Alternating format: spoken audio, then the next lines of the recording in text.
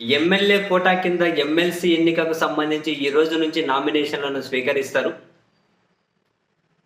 మొత్తం 5 ఎమ్మెల్సీలు. 5 ఎమ్మెల్సీలు కూడా టీడీపీ, జనసేన, బీజేపీ కూటమికే వెళ్తాయి. సో ఈ ఎమ్మెల్సీ అభ్యర్థులు ఎవరెవరు ఉండాలి, ఎవరికిన్ని అనే దానికి సంబంధించి నిన్న ముఖ్యమంత్రి చంద్రబాబు నాయుడు గారు అండ్ ఉప ముఖ్యమంత్రి గారు చర్చించారు. సరే, వాళ్ళు కూర్చొని చర్చించినా, ఫోన్లో చర్చించినా, నిలబడి చర్చించినా, అల్టిమేట్గా ఒకటి జనసేనకు, ఒకటి బీజేపీకి, 3 తెలుగుదేశం పార్టీకి వెళ్ళొచ్చు.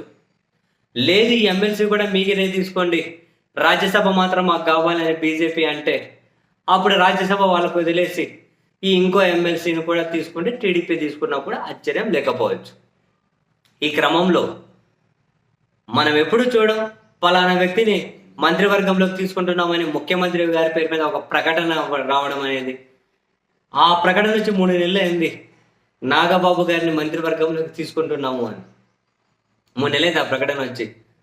సో ఎట్టకేలకు ఇప్పుడు ఈ ఎమ్మెల్యే కూడా ఎమ్మెల్సీ నాగబాబు గారిని అయితే ఒకరి జనసేన నుంచి ఫైనల్ అయినట్లే. ఇద్దరి మధ్య కూడా అంగీకారం ఓకే అన్నారు. మిగిలిన 4 అభ్యర్థులు ఎవరు అన్న చూడాలి.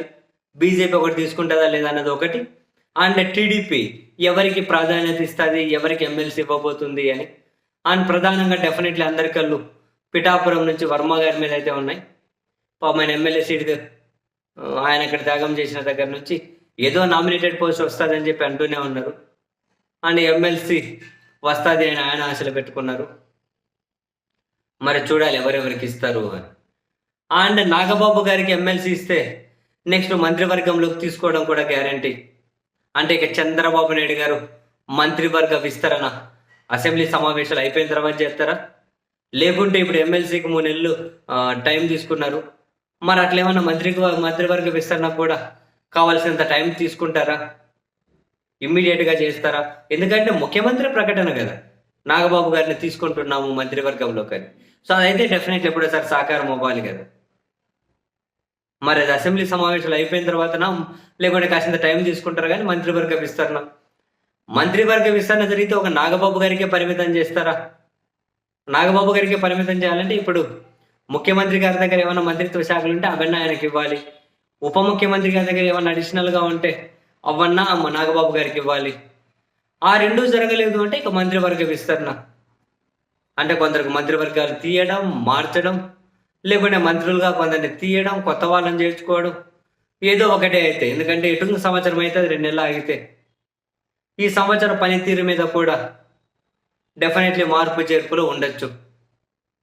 అండ్ మార్పు చేర్పులు ఉంటే ఎవరికి అవకాశం ఇస్తారు అనేది అయితే ఇంట్రెస్టింగ్. ఇప్పుడు ఒకటైతే ఫ్యాక్ట్, త్వరలో మంత్రివర్గ విస్తరణ, నాగబాబు గారికి అయితే మంత్రి పదవి, అమాత్య పదవి వరించబోతూ ఉంది. సో అటువంటిప్పుడు ఇద్దరు అన్నదమ్ములు రాష్ట్ర మంత్రివర్గంలోనే ఉంటారా, లేకుంటే తమ్ముడు మరో నిర్ణయం ఏమన్నా తీసుకుంటారా? మరి రాజకీయంగా వాళ్ళ ప్లాన్స్ ఏమున్నాయి చూడాలి ఓవరాల్. మరి కొన్ని రోజులు ఒక క్లియర్ పిక్చర్ అయితే ఖచ్చితంగా వస్తుంది.